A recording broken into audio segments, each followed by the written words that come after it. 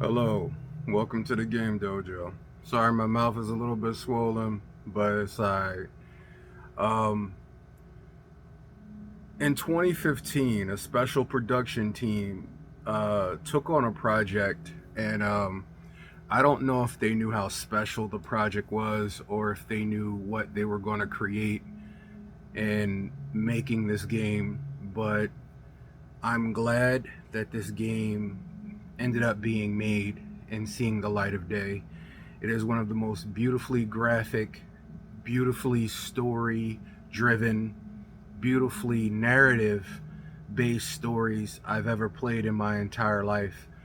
A game like this couldn't have existed 20 years ago, 30 years ago, and I haven't seen anything since in such a groundbreaking way. Ladies and gentlemen, boys and girls, children of all ages, I give to you Detroit Become Human.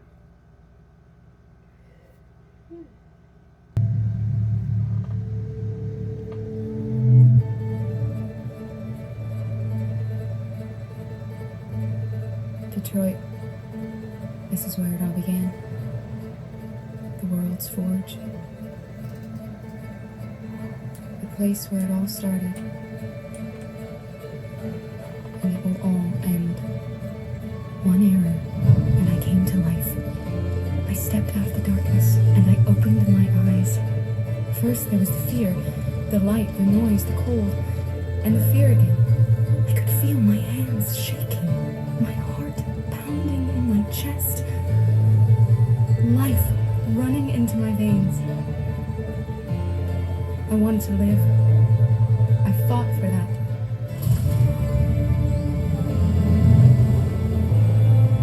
I had to find out what was outside. I had to see daylight, feel sunshine on my skin, wind on my face, to see the world, the colors, the smells.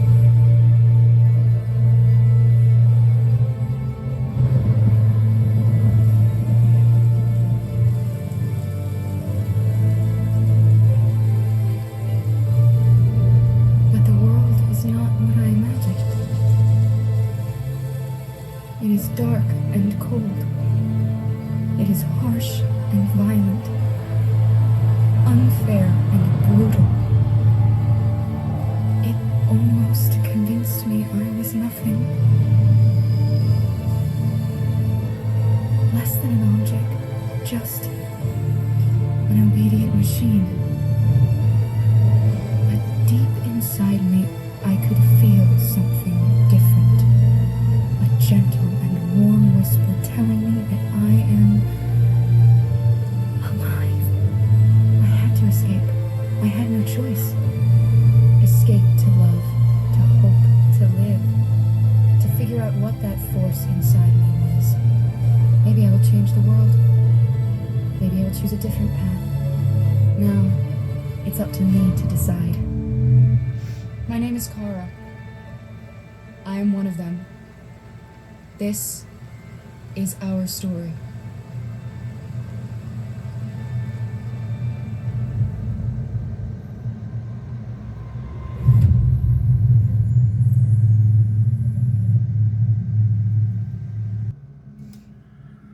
Like I was saying, this is one of the most amazing games I've ever played in my entire life. Very few games give you the ability to actively think and challenge your mind, and it beckons the question, what is AI? What is artificial intelligence really?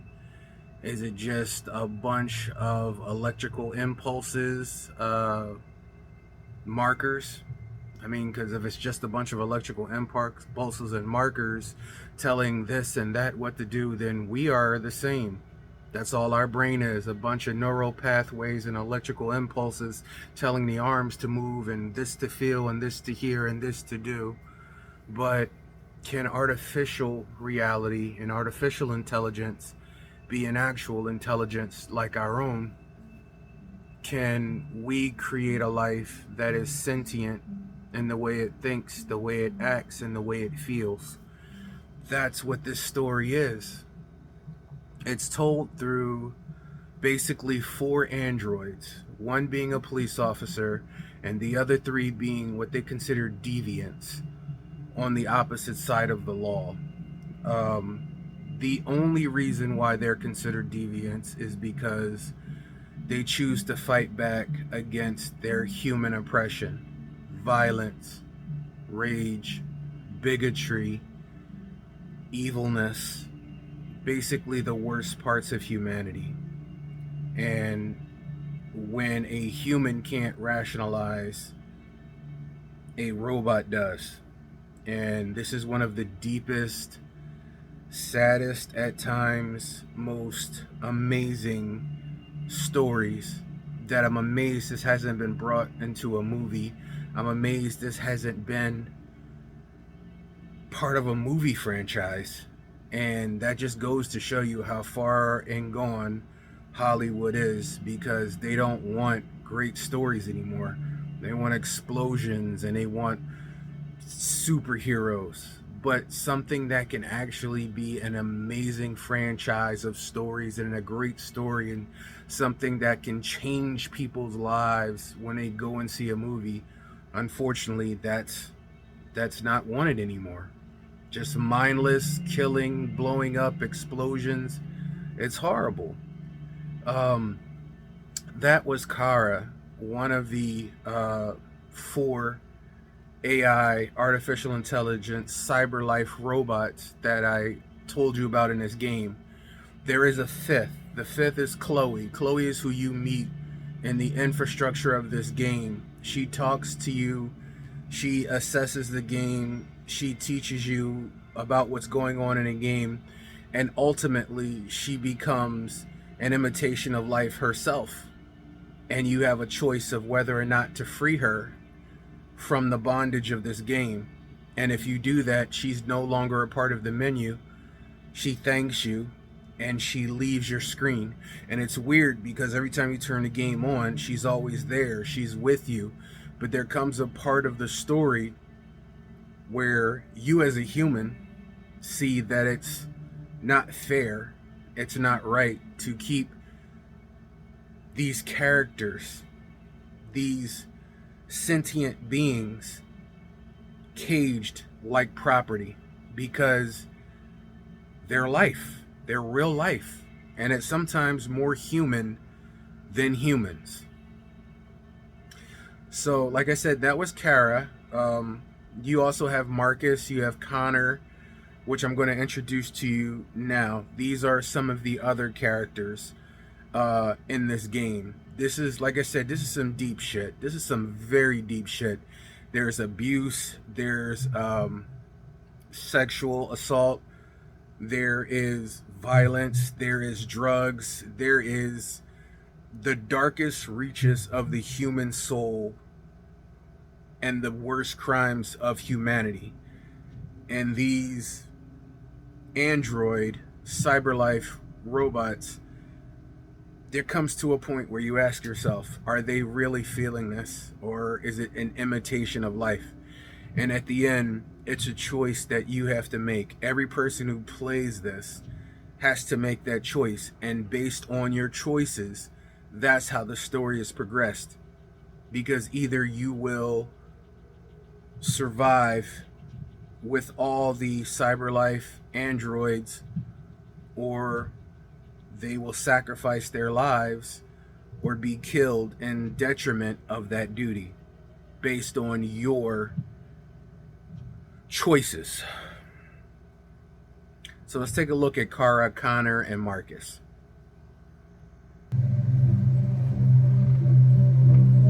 My name is Markus. My name is Connor. My name is Kara. I am one of them. This is our story. I think who Kara is, or how I would describe Kara, depends entirely upon who's playing her, because you have the option to make her multiple different people depending on the choices she makes. But I think she does start out incredibly naive, incredibly innocent, and kind of hapless. I'm sure we used to be friends before I was reset. Maybe we can be friends again. She's a person who's characterized, I think, by empathy. She's a person who really, she just comes from her heart. You'll never leave me, right? Promise you'll never go. I promise. Are you okay? Are you hurt? Wait a minute. Leave her alone. Leave her alone. The really beautiful thing that I've had the gift to be able to do is to essentially build a person from the ground up, because that's what she's doing throughout the game. And with every experience she has and every person she meets, she's building, first emotions and then the sense of judgment. And it's sort of an exploration of what it is to be a human. Don't worry. Luther and I will be right here.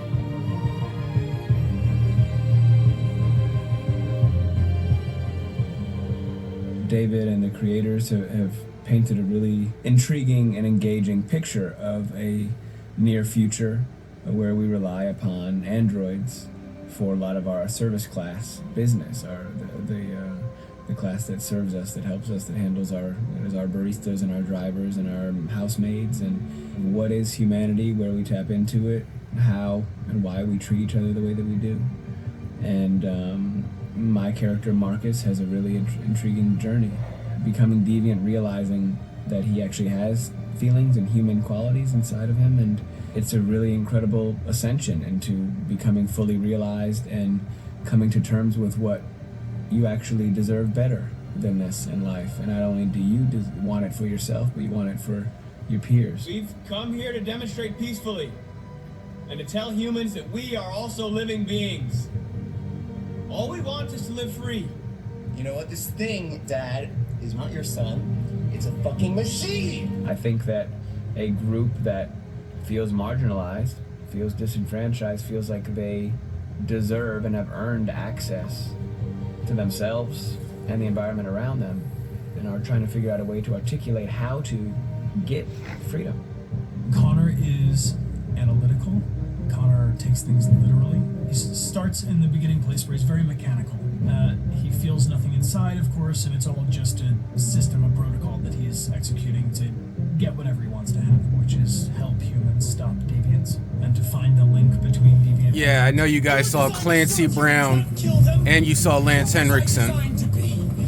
Their slave, their toy. Just say, I killed him. Is it that hard to say? Stop it! Stop! But of course, over the course of the story, and depending on the player's choices, Connor can grow in many different ways. He can deviate from that procedure or not. The moment of truth, Hank. Am I a living being? Or just a machine?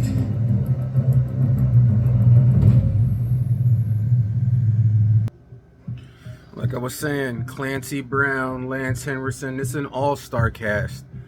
If they made this into a movie, take my money.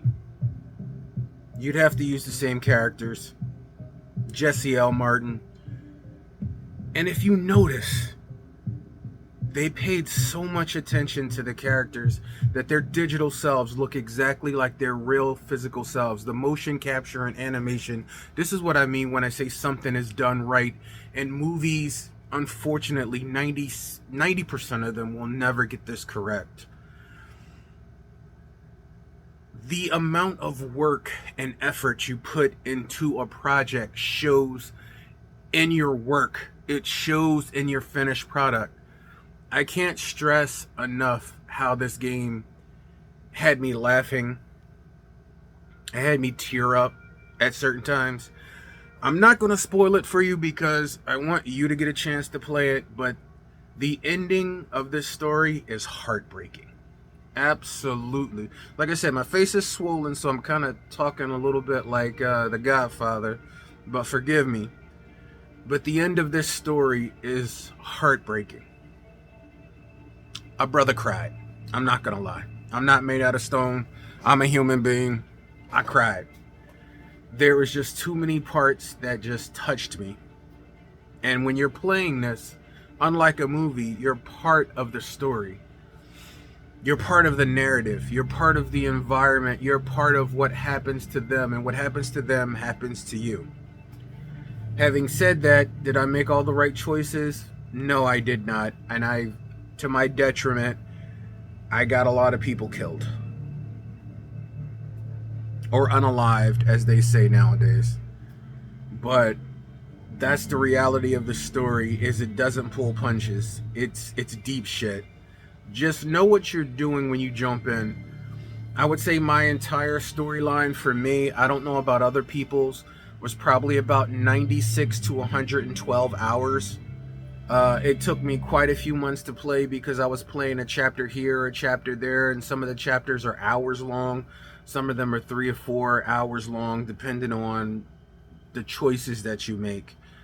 The graphics are beautiful, the sound, the music. It is just a story that needs to be told, was told correctly, and I'm so glad that if it never becomes a movie, we have it in a game. And any of you who are fans of great stories, great moments, great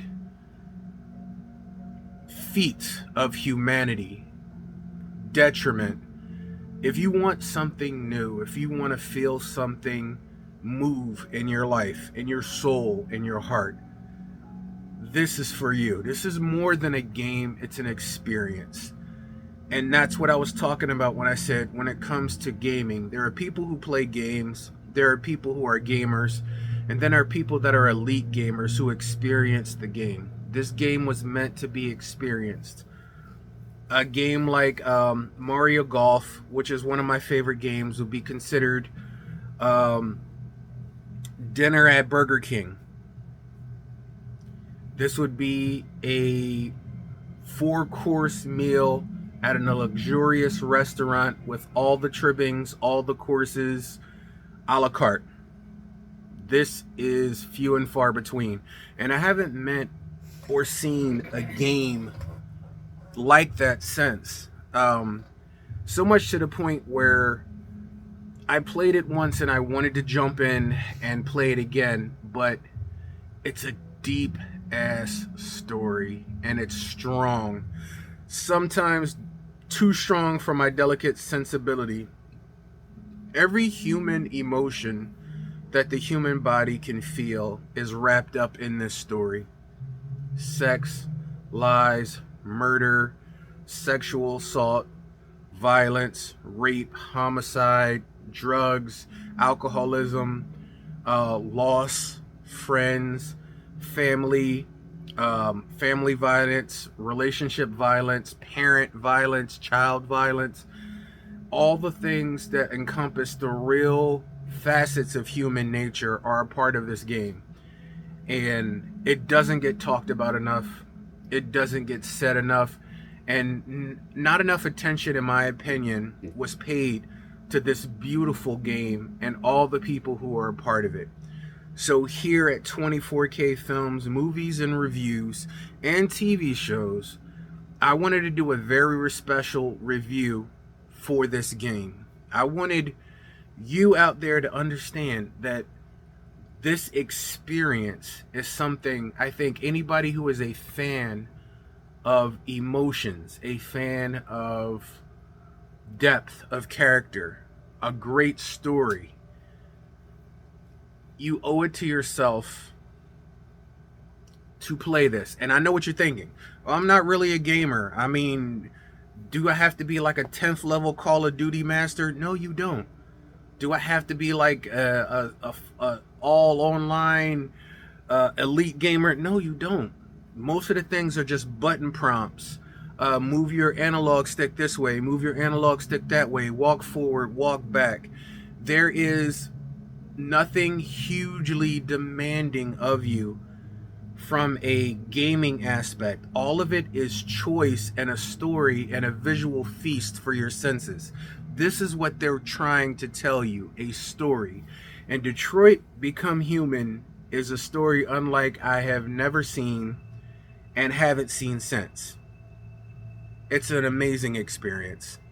And if you are a gamer, if you are a fan of stories, if you are a fan of movies, if you are a fan of experiences, if you just Sometimes you want a good cry. Sometimes you want to go through something. Sometimes you want a different viewpoint of someone else's life so that you can look at your life more retrospectively with a different lens. This will do that. It will change your perspective on how you see, observe, and notice both people, machines, and technology.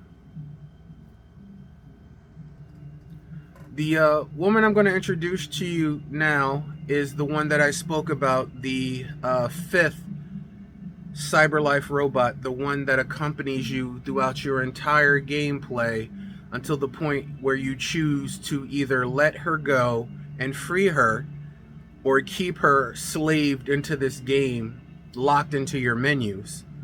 Her name is Chloe. Hashtag free Chloe. I freed Chloe. I went through enough with the androids of this game to realize just how horrible humanity can be. And as a human, we know that. But it's even worse when seen through the eyes of a pure individual that does not know malice, cruelty, evil, corruption, just live evil inside a human body. And whether it comes from pain, drugs, loss, death, or just hate your entire life, there's really no necessary form of outlet for that reckless hate but violence. And unfortunately, violence is a disease that is both staining of the victim, the participant, and anybody around who observes it. And the cycle will never change unless we change. So ladies and gentlemen, boys and girls, Chloe. For starters, what should I call you? I'm Chloe. And you, what's your name? Oh, John. My name is John. Delighted to meet you, John. Could you tell us a little about yourself and what you can do, Chloe? Of course. I'm the first personal assistant built by CyberLife. I take care of most everyday tasks like cooking, housework, or managing your appointments, for example. And I understand you're the first android to have passed the Turing test. Could you tell us a little more about that? I really didn't do much, I just spoke with a few humans to see if they could tell the difference between me and a real person. It was a really interesting experience. But this is the first time in history that man has created a machine more intelligent than himself. I gather your brain can perform several billion operations per second, is that right? Absolutely, but I only exist thanks to the intelligence of the humans who designed me. And, they have something I could never have. Really? And what's that? A soul.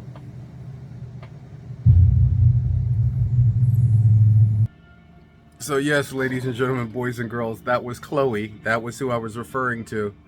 And I'm going to say sometimes... Sorry, I got stuff on my glasses. Sometimes it creeped me out because sometimes I'll come home from work, I'll put the game on, and she was the first thing that popped up on the screen, and she does these little assessment tests and these little talks to you. And you know, it's a game, it's an infrastructure, but then there are some times where she's looking directly at you, and when you move, she moves, and she's talking to you, and she says certain things, and it's as if she's really talking to you. It's creepy. It's really creepy, but it's amazing at the same time. And I caught myself quite a few times having a conversation with her. And I was like, did they put AI in this game as a character to speak to you through the menu? And it was amazing. It was friggin' mind-blowing. And some of the times, like if you just let your controller just sit there, or you go to the menu or something, I'll tell you one of the times I think was absolutely crazy. I paused the menu and I went to the bathroom, and I came back from the bathroom and I sat back down, and she said, "Are you ready to continue?" Now I could hear, my bathroom was right out the door, so I could hear if she spoke while I was outside of the room. So, sometimes if you just leave the controller alone, random lines of code make them say things and do things, like Sonic crosses his arms or lays down or something like that. But the fact that she knew I was back in the room and sitting down and asked me if I was ready to continue creeped me out. It was some creepy shit. And I was like, that was weird. That felt weird. And then there was other times when I paused the menu or I stopped after a chapter that she would just pop up and talk to me. And she did it more and more as the game went along. And it's very smart programming. So much to the point that at the end of the game, she gives you an assessment and she assesses you, but her eyes, no matter where you are on the screen, her eyes are there. Like, it's hard to explain. It's like she's talking to you, really you, and she sees you. It's so off-putting and nerve-wracking, but at the same time, I was just like, I was so into this game that when it ended, I didn't want it to end. I did not want it to end. But all good things and all great stories have to come to an end. And the way this story ended, I will say, spoilers if you haven't played it, if you don't know, it's been out for years by now. This is the only spoiler I'll give away in this video. Only spoiler I'll give away in this video. Everything else you guys gonna have to go through for yourself. But I wanted to talk about it, so I figured I would talk about it. So if you don't want to know for like the next 3 minutes, just like turn away or fast forward down the line. I think I got about maybe 5 more minutes left in this video. So if you don't want to know this, and this is a heavy spoiler, heavy spoiler. If you don't want to know, right now, 5, 4, 3, 2, 1, 0. At the end of this game, in the Kara storyline, the little girl she rescues and literally has been taking care of the entire game. She's been fighting for, she's been protecting her from abuse and evil people, and it's just such a struggle. And where we end up is they end up jumping out of a boat and going ashore, and we find out that the little girl is an android too. Yeah, hell of a twist. So apparently the father and his rage of the mother dying, or the mother and the daughter died, he got the daughter recreated as an android so he could just beat on her. Yeah, what the fuck? Like I told you, it's disturbing. It's some disturbing dark shit. But Kara, at the end of this, she gets to a point where she can't save her anymore. I know. And it's like her daughter. And there's a scene at the very end where she's holding her and she's comforting her. And the little girl has got to live more life with Kara than she ever has in that household, being abused by her father. And I saw it coming. Wasn't prepared for it. And when a little girl, even though she's a droid, I told you guys, not made of stone, when she died in her arms, freaking bawled. Tear fest. I'm getting choked up now even thinking about the scene. That shit was deep. That shit was, and it's after the whole Markus arc. It's after the whole, there's, like I said, you're going through 4 different stories at the same time. Colin's story is probably the lightest because he's the detective chasing down these robots, but on the same token, he's learning what a deviant is, and he's learning that these robots actually are human in heart. Somehow artificial intelligence has bred an artificial reality. It's not an imitation of life, it's life. It's real life. And leaving that little baby that you have fought for the entire game, you're talking about over 100 hours in the snow in an icy grave, that shit was hard to swallow. I'm not over it. Still not. And even Marcus's storyline ends on a somber note, and I got a satisfying story arc with him. Colin's story arc, unfortunately, I lost Colin. That's what I mean when I say I have less than a perfect experience. But Kara, I ended up freeing. Chloe, I ended up freeing. And Markus ended up getting his freedom. But that little girl and Kara,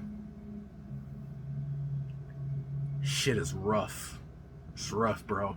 That was probably one of the roughest experiences I've had, movie, digitally, physically, like, because you're fighting and protecting her the entire game, and to lose her in such a way,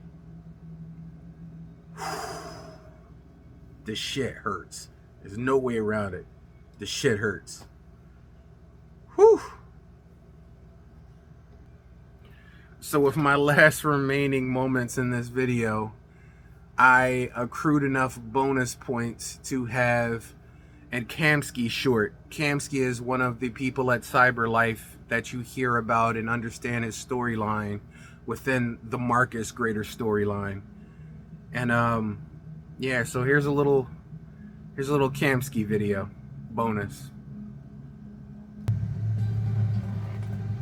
In the space of a few years, androids have completely transformed the world in which we live.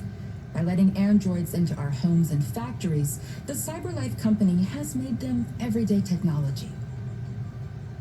The founder of CyberLife, Elijah Kamsky, is a very discreet man. Despite being the CEO of the highest valued company in the world and being voted Man of the Year by Century Magazine, he remains a mystery for most people. That's why we at KNC are so excited to be here as CyberLife opens its doors for the first time. Elijah Kamsky, could you please tell us where we are? Certainly, and welcome. We're currently in CyberLife's production center in Detroit, where all models are designed and manufactured. More than 10,000 androids come off the production line every day. Fascinating. Could you tell us what your goal was when you founded CyberLife? Well, I simply wanted to use technology to carry out all of our most annoying and repetitive tasks, so we'd have more time to enjoy life. I imagine you must have faced many challenges. Yes, there were technical challenges, but the hardest thing was to design an object that we would want to welcome into our homes. We had to imagine a machine in our own image that resembles us in every way. That moves, breathes, blinks like us, but yet is smarter and more capable than any human being. Let me show you around. We're here in production unit 4. Could you explain in a few words how the androids are made? Sure, yeah, it's very simple. We use machines to manufacture machines. The removable parts are assembled on a production line, and then we apply a synthetic skin to the whole body. A human operator checks the cognitive abilities with a pre-established protocol, and finally, the android is conditioned and sent out throughout the country. Here's the result. Say something. Hello. I am a RZ400 model. How can I be of service? You can go now.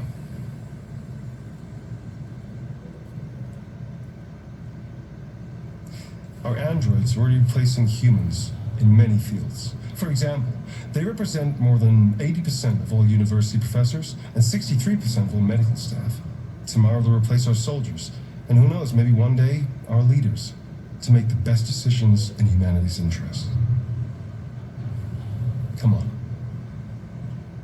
Replacing humans with machines has led to record unemployment of 28%. What do you think about the situation? Okay. The first steam engines also caused an increase in unemployment. But no one today would imagine turning back the clock. Artificial intelligence makes everyday lives easier. Nothing can stop progress. What's happening here is inevitable. These days, more and more people choose to live with an android rather than another human being. Does this development worry you?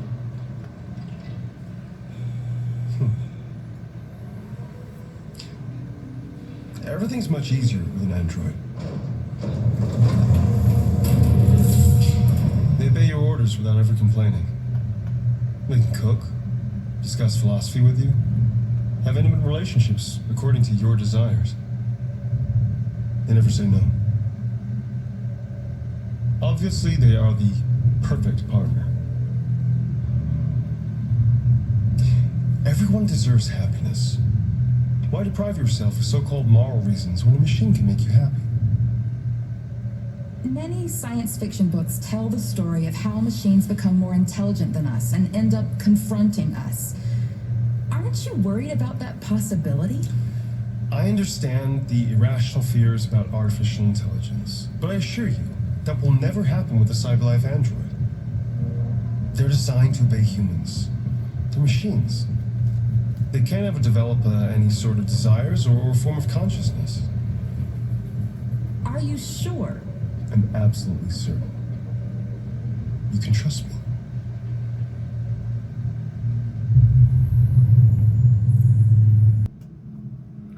Ladies and gentlemen, boys and girls, children of all ages, what is life? What is intelligence? Can artificial intelligence be life, or is it just an imitation of life? These are questions, philosophies that our deepest thinkers and most educated people fight over every single last day. And at the end of the day, the question of the matter is, can an imitation of life have a soul?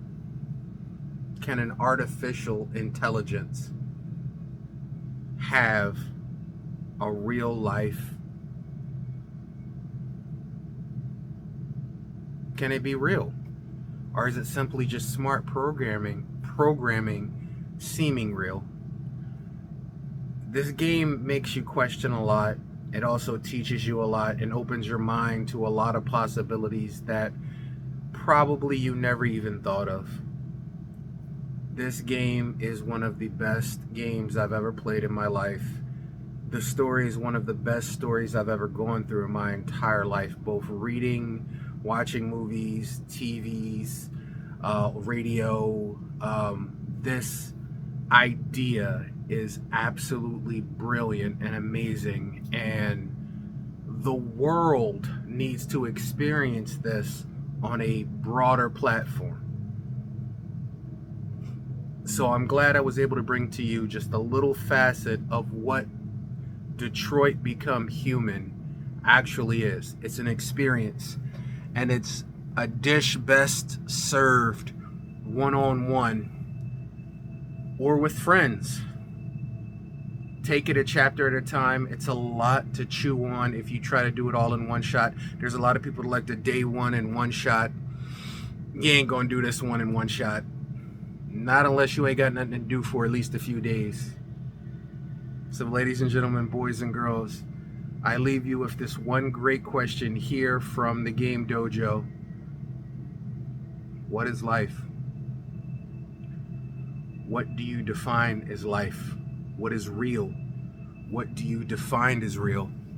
If you define real as what you can see, taste, touch, feel, and understand, then real is only electrical impulses and signals interpreted by your brain, your computer. And is the soul part of this meat flesh that you have, or it's something more?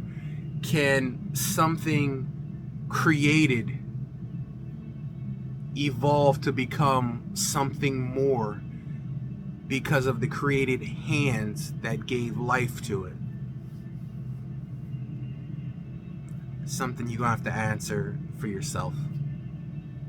But here at the Game Dojo, thank you for joining me at 24K and for another beautiful experience into the deep realm of gaming. If you have not heard of this, it's an injustice.